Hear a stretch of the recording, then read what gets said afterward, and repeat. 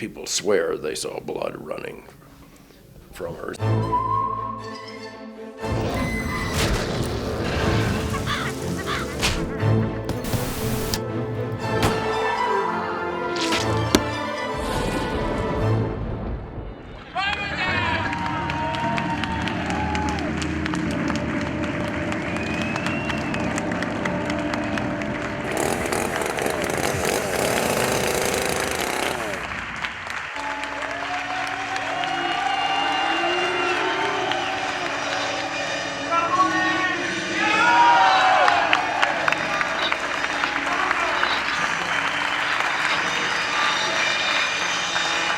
Probably I'm not the first one to ask this, but have you ever thought that you were making history with the Texas Chainsaw?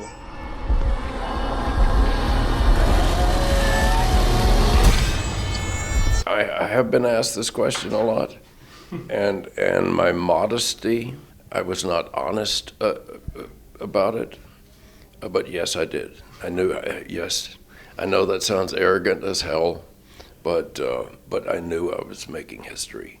And in fact, I would arrive to the set every morning. I would say, gather around, we're making history. Even if one of them survives, what will be left? The Texas Chainsaw Massacre. After you stop screaming, you'll start talking about it. Where did the idea come from? It's true that it's based on F. Gain? Well, not really.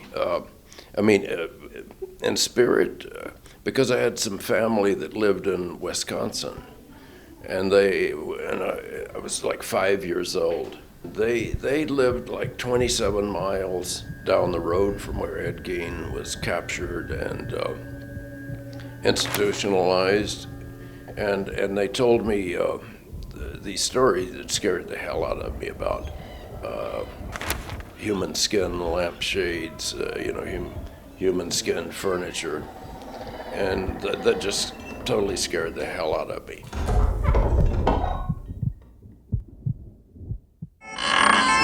But later, I got hit in the head with a golf club, and my doctor was, the family doctor was stitching up my head, or actually it's feeling under the scalp.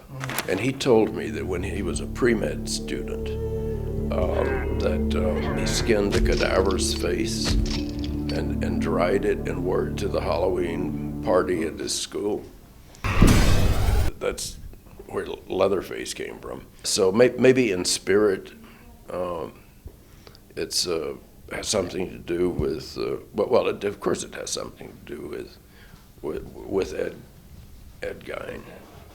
Some folks are pretty disturbed, though, you know.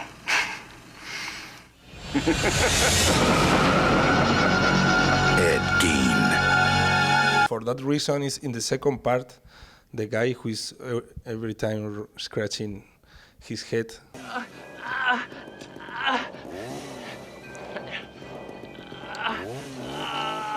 Part two, he had been in Vietnam and put this plate in his head, and the subtext of this is that if he could get that coat hanger, there was a place that he had opened in his head. If he got that coat hanger in the right spot that touched the inside of his head, he would have an orgasm, sexually. Texas Chainsaw Massacre 2. Why it's so different, the first part and the second part? It is because the second part reflected the times of the 80s, the affluence of the 80s, and also since and maybe the new music.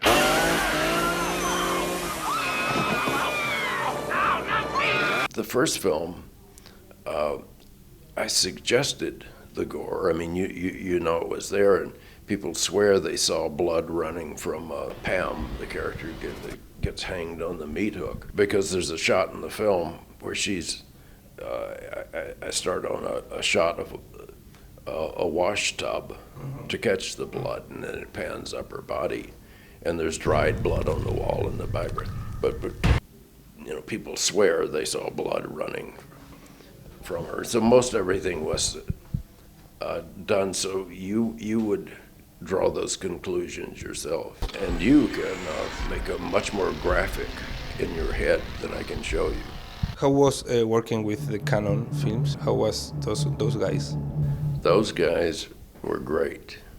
Menachem Golan and Yoram Globus were the heavyweights. They were the George Foremans and the Muhammad Alis of the indie market. Canon is the only company who loves cinema. Cinema is our life. Yoram Globus was the businessman behind the movie making. Where is my money? You promise and promise and promise and you're not paying. Menachem Golan was the movie maker. Menachem, I cannot do it. I'm dying. I said, do it and then die.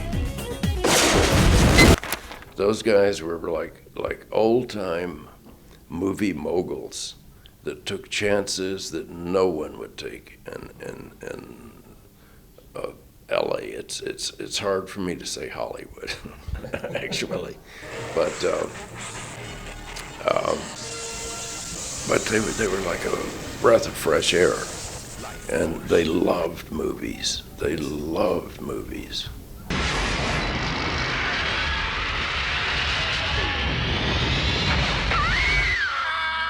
Canon Films presents Tobe Hooper's Invaders from Mars. When I was a child, I was very shocked, really shocked, the first time you see Leatherface in the movie. Is that accidental or meant to be of purpose, to generate this shock? Well, that's the first time the actor, that particular actor, saw Leatherface, because I kept him off in a distance, but each time they saw him, it was the first time they saw him. So it really, it really frightened them. The fear was real, and my screaming and my yelling and my the energy that I was giving off made them all hate me. Come on, Franklin. It's gonna be a fun trip.